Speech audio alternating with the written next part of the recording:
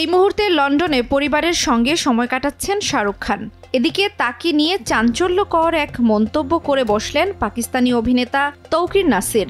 বলিউডের বাদশা, যার অভিনয়ে বুঁদ পুরো বিশ্ব, রোম্যান্সের এই জাদুকরের নামে একই কলঙ্কের দাগ দিলেন এই অভিনেতা। ৬৬ বছরের পাকিস্তানি এই তারকার দাবি, কিং খান নাকি তাকে কপি করেছেন, তাও আবার কাভি আলবিদানা কেহনা ছবিতে। অভিনেতা হিসেবে পাকিস্তানে বেশ জনপ্রিয় তৌকির নাসির। সেখানকার একাধিক সিরিয়ালে অভিনয় করেছেন, পেয়েছেন প্রাইড অফ পারফরমেন্স খেতাব। সম্প্রতি এক সাক্ষাৎকারে তৌকির নাসির কিং খানকে নিয়ে এমন দাবি করেন। শাহরুখের প্রসঙ্গ উঠতেই তৌকির বলেন, শাহরুখের কাভি আলবিদানা কেহনা সিনেমার চরিত্রটি আমার পারওয়াজ সিরিয়ালের চরিত্রের হুবহু নকল।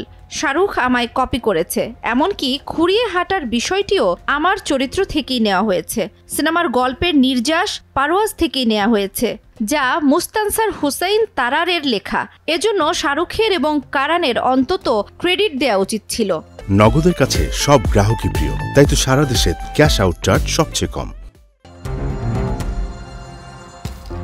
২০০৬ সালে সিনেমা হলে মুক্তি পেয়েছিল কাভি আলবিদানা কেহনা। কারণ জোহারের পরিচালনায় এই সিনেমায় মুখ্য ভূমিকায় অভিনয় করেছিলেন শাহরুখ খান।